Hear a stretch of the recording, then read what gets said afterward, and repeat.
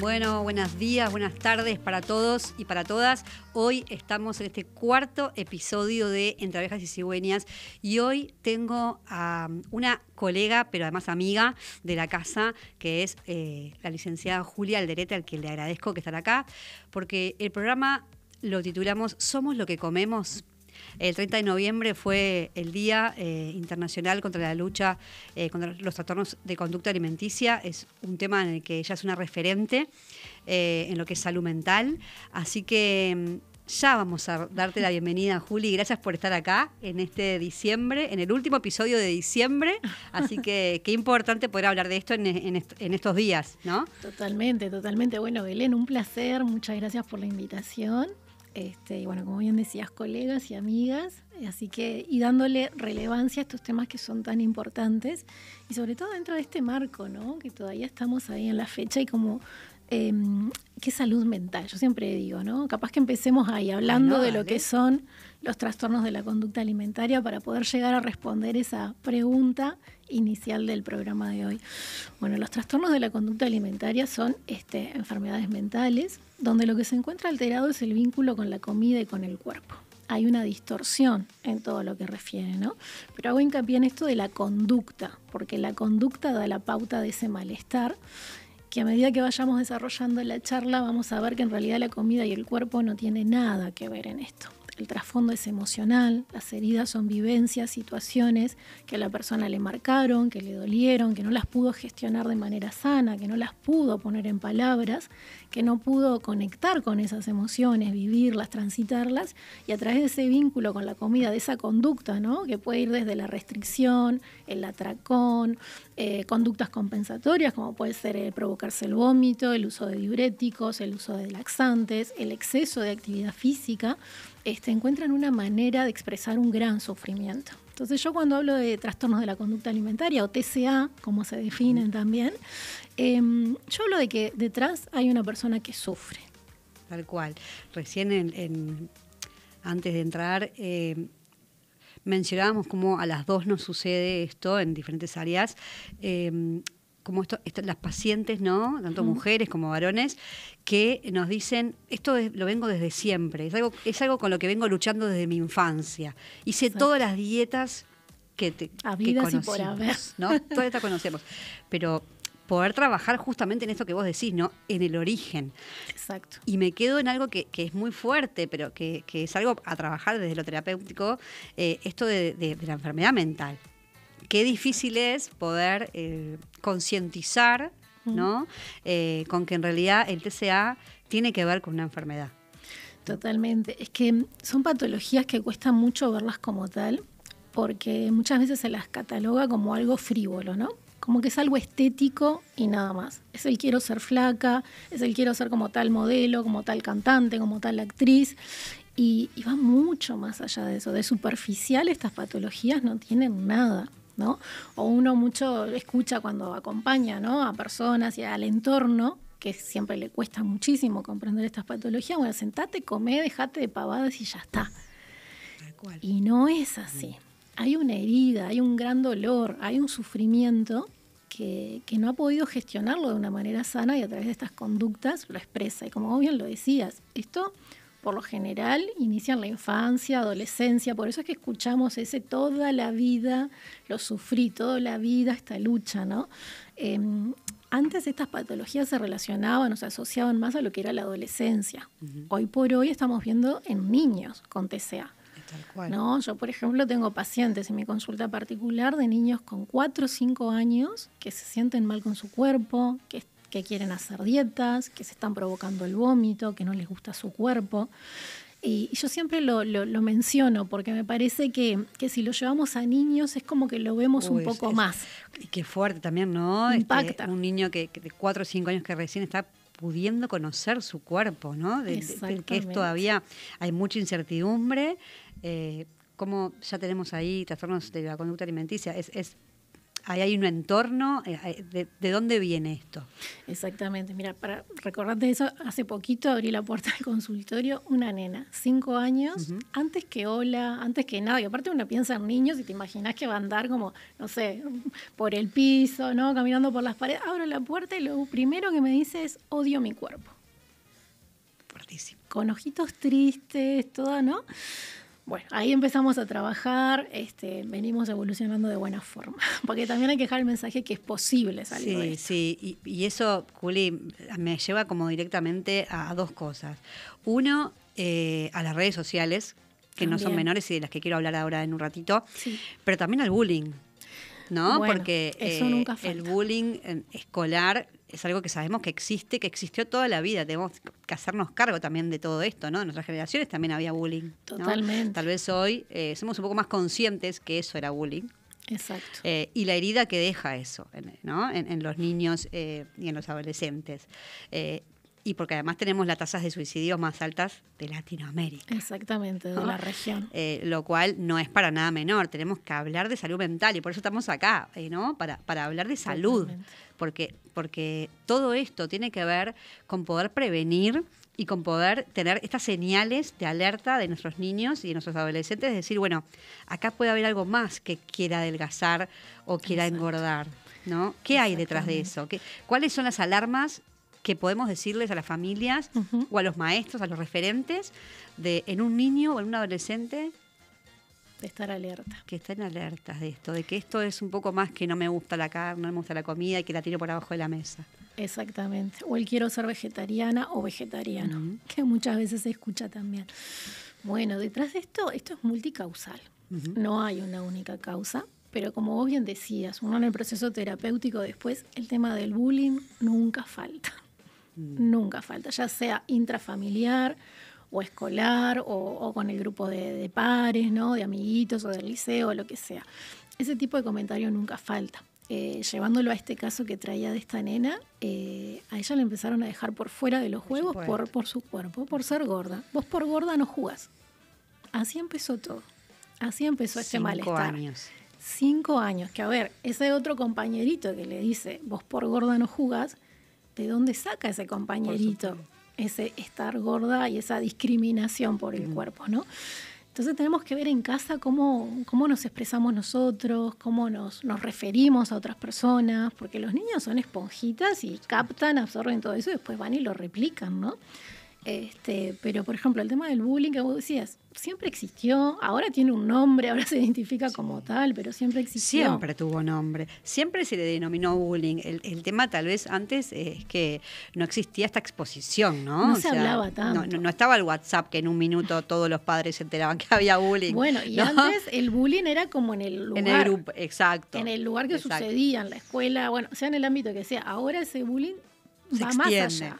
Se replican las redes, ¿no? En diferentes redes y es mucho peor. Y como vos bien decías, hay que relacionarlo también a lo que son los intentos de autoeliminación y las tasas de suicidio de la región. Estamos liderando y a nivel mundial, si no me equivoco, estamos en el puesto número 7, número 8. Exacto. O sea, sí tendremos que hablar de estas cosas, ¿no? Y en adolescentes, porque no es que solamente en adultos, ¿no? Digo, el gran porcentaje de suicidios de Uruguay son adolescentes. Sí. Son los más jóvenes, ¿no? Que son quienes más sufren todo este tipo de violencia, ¿no? En definitiva. Pero bueno, volviendo a las causas, sí, es multicausal. El tema del bullying muy frecuentemente está. Pueden haber muchas veces situaciones de violencia de diferentes formas, separaciones de padres, pérdidas significativas, situaciones de acoso, situaciones de abuso también.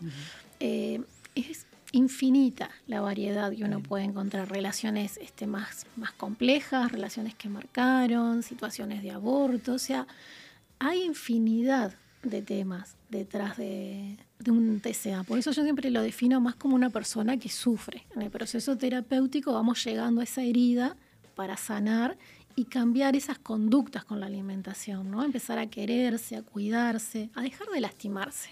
Yo te quiero llevar a un lugar que lo hablamos mucho, Juli, así que nos puede llevar todo un programa, pero quiero ser concreta con esto, pero no quiero dejar de decirlo, ¿no? Que también en las redes sociales hay mucho intrusismo, ¿no? Hay como muchos profesionales que no son de salud mental, tampoco son nutricionistas, tampoco, ¿no? Que en realidad son tal vez personas que alguna vez lo vivieron, que lo pasaron, o bueno, no sé, leí por ahí, entonces capaz que puedo ayudar desde acá, y son influencers. Tienen millones de seguidores. Totalmente. Hacen programas de adelgazar 15 kilos de acá a febrero. Y entonces con nuestro programa keto, no sé, por decirle alguno, y bajamos 15 kilos. Capaz que los bajamos, porque no es que no los bajamos, pero ¿a qué costo los bajamos? Es el tema. La piel de gallina se me pone con ¿Qué es lo que pasa eso? con esas, ¿no? Esas conductas también? Porque ahí también estamos hablando del cuerpo y no qué pasa a nivel de la mente. Totalmente. Es que se pierde de vista que esto es mental, ¿no? Que el impacto es mental. Y la gravedad que eso implica, ¿no? Y también esto que vos decías, muchas veces uno abre las redes y no sé, ves una oferta, una variedad de, no sé, de recetas mágicas, de cosas que son instantáneas, que de un día para el otro esto, que en 2 semanas aquello, que en 2... Y bueno, alguien que viene luchando, ¿no? Como lo escuchamos nosotros en la consulta, que vengo luchando con todo esto toda mi vida y me brindan algo maravilloso, algo mágico, que voy a lograr eso que siempre quise, esa vulnerabilidad está y bueno, y la persona entra en eso, ¿no? Pero va de esto de buscar ese resultado mágico y de pensar que voy a estar bien o que voy a ser feliz si tengo determinado cuerpo o si bajo determinados kilos, ¿no?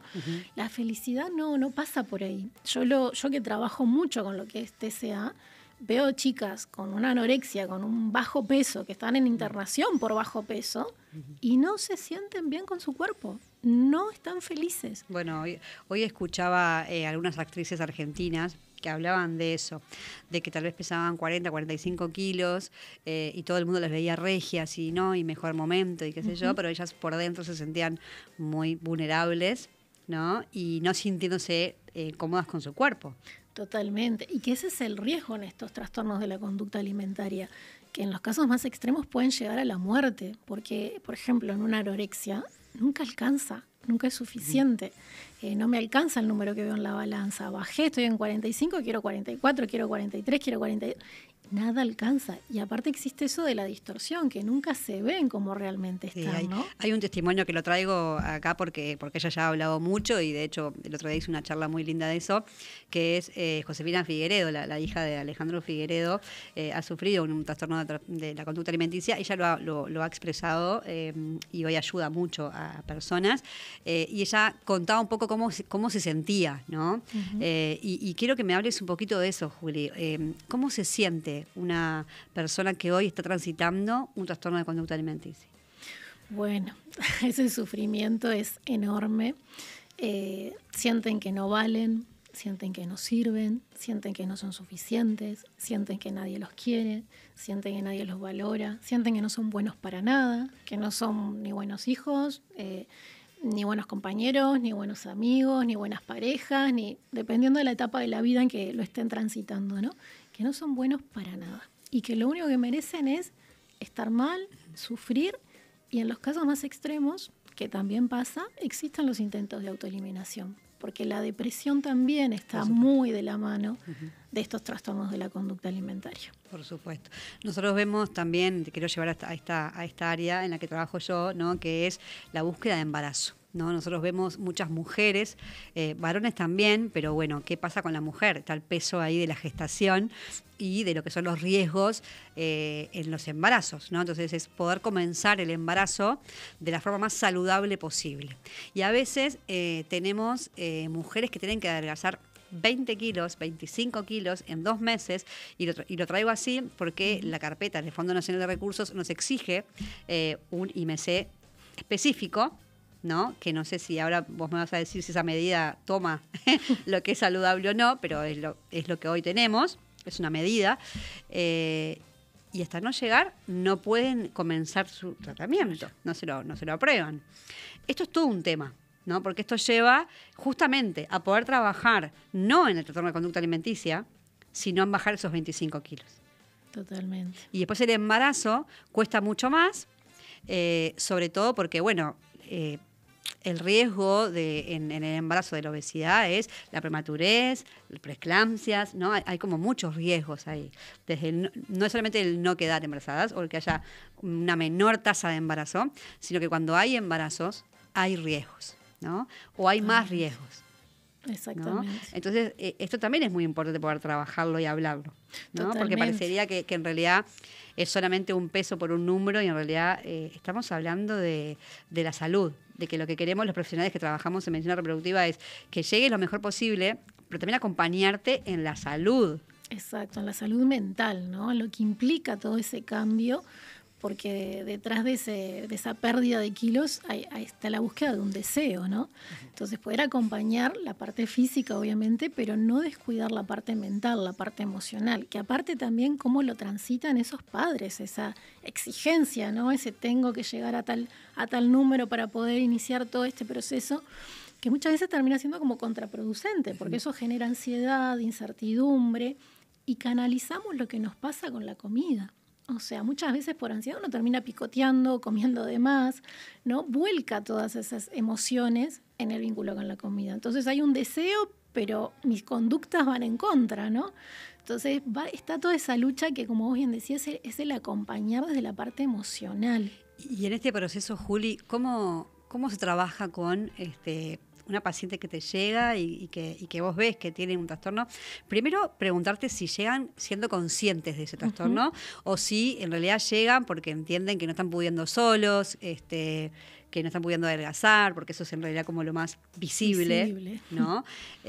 ¿Cómo llegan estas pacientes y cómo se trabaja en el acompañamiento de los trastornos de conducta? Bien, bueno, la forma de llegar es variada, ¿no? Por ejemplo, en los casos más infantiles, más adolescentes, muchas veces llegan por la familia, ¿no? No hay conciencia de enfermedad en ese niño, en ese adolescente, y es la familia la que ve la gravedad y actúa, ¿no? No en todos los casos. A veces hay adolescentes que tocan fondo, como digo yo, que se sienten tan mal que se dejan ayudar, ¿no? Entonces al principio pueden haber resistencias cuando no vienen por voluntad propia, que después esas resistencias en el grupo, porque estas patologías es bueno trabajarlas de manera grupal, yo siempre digo, funcionan como adicciones, ¿no? Entonces necesitan el otro, necesitan verse reflejados en otros compañeros de tratamiento para ahí tomar conciencia del daño que se están haciendo, ¿no? Pues se encuentran diciéndole al otro, bueno, pero no vomites, busca una estrategia, busca una forma que hay detrás de eso, que todo eso que le digo al otro en realidad también es para mí, ¿no? Y es en ese intercambio que se empieza a lograr, en ese sentirme espejado se logra esa conciencia de enfermedad. Y después en los casos de adultos, muchas veces sí llegan por cuenta propia, por esto que decíamos, ¿no? Es algo que vienen arrastrando hace mucho tiempo, que les viene afectando en lo que es en su parte vincular, en su parte estudiantil, en su parte laboral, en su parte amorosa, ¿no? En diferentes ámbitos, entonces llegan, o muchas veces es el entorno, es un hijo que dice, mamá, papá, el límite, encara esto porque así no podemos seguir, o es la pareja que dice, bueno, hasta acá llegamos, resolvé esto porque si no me separo. Hasta en esas condiciones llegan a la consulta, ¿no? Y llegan sin conciencia, y es gente grande. Y llega porque quizás su pareja le está diciendo, encará, haz el tratamiento, recupérate porque yo así acá me voy. Bueno, pero volvemos a lo mismo, ¿no? Qué difícil es la introspección en esto, ¿no? Es como que siempre desde la afuera el que nos están diciendo, bueno, tenés que hacer esto. Entonces es muy difícil desde ese lugar generar conciencia. Totalmente, es muy difícil. Por eso siempre hablo de que lo ideal para la recuperación de trastornos de la conducta alimentaria es un tratamiento en grupo, porque es en el espejo, en el ver que el otro está haciendo lo mismo que yo hago y que digo, pero mirá qué daño se está haciendo. Es ahí donde en realidad logro contactar, porque la persona cuando está en este mundo de las patologías alimentarias, yo siempre digo, está como anestesiada, es como que nada le duele, como que nada importa, como que no toma conciencia del daño porque la han lastimado tanto, tiene tantas heridas, que esto es como totalmente natural, totalmente habitual. Pero empezar a verlo en un otro y ver que el otro va poniendo en palabras y va sanando y ya esas conductas van quedando a un costado y van quedando atrás, eso también motiva. Y aparte en el tratamiento se le brinda la contención a la persona que está transitando esa patología, pero también se le brinda la contención a su entorno, sea su pareja, sus padres, sus amigos, a veces llega por un compañero de trabajo, bueno, alguien, ¿no? Algún referente en definitiva, que también se le explica cómo es la enfermedad, en qué consiste, cómo pueden ayudar, cómo pueden acompañar. Y es un proceso que van transitando desde diferentes lugares, ¿no? Bien, estamos estamos en diciembre. Estamos a 15 días de la Navidad, de la playa, de la piscina, de nuestros cuerpos que se exponen más que en el invierno. Sí. ¿No? Al menos se muestran mucho más. Y aparecen mucho más los comentarios, ¿no? De las personas, las miradas, ¿no? ¿Qué pasa con esto? ¿Qué pasa con estos comentarios? ¿Qué podemos decirle al otro? Decir, bueno, evitemos estos comentarios porque tal vez esta persona está pasando por algún sufrimiento. Exacto. Tal vez no consciente hoy de ese trastorno de la conducta, pero sí sufriendo ese cuerpo. Totalmente. ¿Qué podemos decirle a este otro, a esta tía, a esta suegra, a este cuñado que, ¿no? ¿Qué no tengo que decir? Uy, es que yo siempre lo digo, ¿no? Tenemos que aprender a no hacer comentarios sobre el cuerpo del otro. Ya sea que esté más flaco, que esté más gordo, que esté X, que esté Y, que esté... No hacer comentarios sobre el cuerpo del otro. Pero es algo que cuesta mucho cambiar, que cuesta mucho modificar. Es social. Hay algo social y constructivo ahí, ¿no? Es que muchas veces pasa que antes de un hola, alguien te ve después de un tiempo. Antes de un hola te dice, estás más flaca, estás más gorda, estás más... Tal cual. Antes de un hola. Sí. Y obviamente que si estás más flaca es como, qué divino, ¿no? Y te lo celebran. Y si estás más gorda, no es tan positivo ese comentario, ¿no? Hubieron algunos cambios, ¿no? En políticas públicas respecto a esto, por lo menos supuestamente en las infancias. Digo todo supuestamente porque, bueno, tengo claro que en algunos colegios siguen vendiendo papas fritas, sí, ¿no? Pero sí hay una realidad que desde el Estado, digamos, ¿no? Hay una conciencia de que esto debe disminuir. De que tiene que haber un cambio estatal, ¿no? De políticas públicas, porque esto ya no es un tema individual, es algo colectivo, es político. Exactamente. ¿No? Las escuelas y los colegios en sus cantinas no deberían vender determinadas cosas no saludables y sí las saludables. No sé si esto sucede o no. Sí, en la práctica hay algunos que sí. Hay algunos que sí, pero hay otros que todavía no. Esto está reglamentado, pero no se audita o ¿por qué no se cumple? No hay como un seguimiento, yo creo, sobre eso. Hay un seguimiento. Es que en realidad es como pasan muchas cosas, ¿no? Como que se tiene la iniciativa, se hacen las cosas, pero después el sostener y el ver que realmente se concreten. ¿Y qué políticas te parece que podrían existir? Porque, bueno, estamos hablando de que esto es social. Acá hay una construcción social muy importante que debemos de construir, ¿no? Un poco igual que la maternidad, ¿no? Hemos construido una maternidad. ¿Qué podemos hacer como sociedad, cada uno de nosotros, para poder prevenir los trastornos de conducta alimenticia? Y ayudar a cambiar un poco todo esto, ¿no? Bueno, yo siempre digo, estos espacios ayudan muchísimo, ¿no? Que hablemos mucho más de salud mental, enfocado en este tema puntual, que hablemos mucho más de trastornos de la conducta alimentaria, que la entendamos, que la comprendamos. La información nos da ese poder para poder hacerlo, ¿no?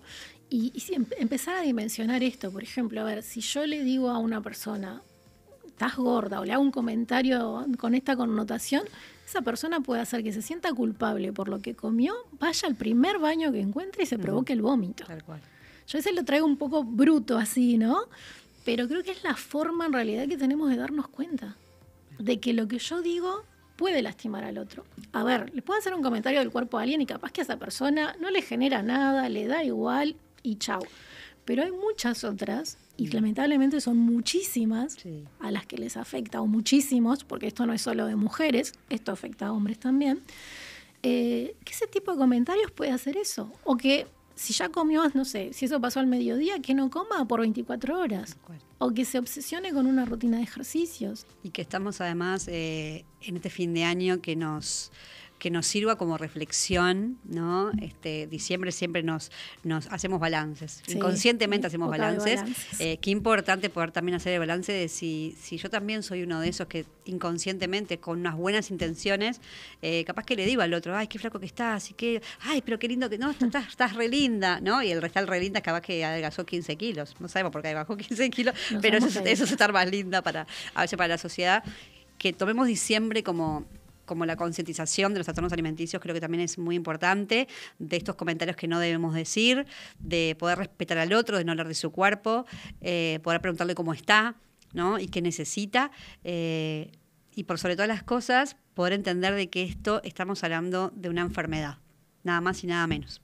Y que debemos poder ser conscientes de eso. Entonces, Juli, no quiero terminar el programa, porque me podría quedar horas contigo hablando de este tema, ya lo sabes, pero quiero preguntarte lo mismo que le pregunto a todos cuando vienen, que es si tú recordás el momento en el que te dedicaste, ahí dijiste, me tengo que dedicar a esto. A los trastornos de la conducta alimentaria específicamente. Bueno, mira, yo creo que la vida misma me fue llevando, nunca me lo puse como un propósito. Recuerdo sí que al recibirme, golpeando puertas, que los inicios nunca son fáciles, me acuerdo haber llegado a Luba en aquel momento, y bueno, justo se dio que una de las psicólogas se iba de viaje por un año, entonces había una vacante, y me acuerdo siempre la doctora que me recibió, que me abrió las puertas, que me dijo, viniste hasta acá, tenés que ser valiente para entrar a este mundo. Y yo en ese momento, ese comentario, no le di el valor que tenía en realidad, ¿no? Bueno, conclusión, empecé a hacer una pasantía ahí. Yo me acuerdo, la primera semana dije, ¿qué hago acá? ¿Qué hago acá? Dije, bueno, la psicología no es lo mío, yo con esto no voy a poder, gente sufriendo mal, de conductas autodestructivas de todo tipo, escuchar vivencias y cosas tan fuertes, tan duras, el sufrimiento que después, con el correr del tiempo, resignifiqué. Obvio. Ese comentario de la doctora que me abrió la puerta y me fui haciendo mi lugar, me fui sintiendo parte, fui viendo cómo uno puede ayudar a canalizar ese sufrimiento, a cambiar esas conductas. ¿No? Qué lindo que se siente cuando ese otro está pudiendo cambiar esos hábitos, cuando se siente mejor, cuando realmente entiende que va más allá del peso de una balanza. Es sumamente gratificante. Y de lo que hoy leía un posteo que hablaba de eso, que me encantó, que después lo voy a compartir, que era de todo lo que la balanza no ve. ¿no? Nosotros vemos un nombre, ¿no? Y la balanza no ve el esfuerzo, no ve el proceso, no ve lo que me cuesta, no ve tantas cosas, ¿no? Entonces, dejemos de ver la balanza y miremos nuestros procesos más internos, que sé que es mucho más difícil que ver la balanza, pero dejémonos llevar por eso, ¿no? Eso es muy importante. Esto es un proceso. No crean en esas dietas o en esos procesos mágicos que bajamos rápidamente de peso porque eso no es saludable. Lo digo yo, lo dice Juli. Totalmente, ¿no? Es que es así, ni que hablar. Y eso acompaña eso que vos decías, Belén. No somos un número de la balanza. Tal cual. Nuestro cuerpo no nos define y tenemos que salir de esa cultura hegemónica de tener ese cuerpo delgado y aceptar la diversidad corporal, Tal cual. Incorporando hábitos saludables. Claro que sí, pero aceptar la diversidad corporal. Tal cual. Me encanta haber terminado este episodio, este diciembre, antes de emprender las vacaciones un poquito, que también son necesarias para frenar. Totalmente. ¿No? Gracias, Juli, por estar acá, por estar cerca, ¿no? Siempre compartimos pacientes, ¿no? Porque yo trabajo mucho con pacientes que a veces tienen trastornos de conducta alimenticia y no es un área en la que yo me especializo, entonces lo tengo a ella al lado, que me va cubriendo en todas esas cuestiones y que me supervisa en muchas cosas. Así que gracias, Juli, por eso también y por acompañar de una forma integral a nuestras pacientes, que es hermoso. Mírense en el canal de Fix TV todos los episodios de Entre Abejas y Cigüeñas. Gracias por estar ahí y nos vemos en un próximo episodio. Gracias.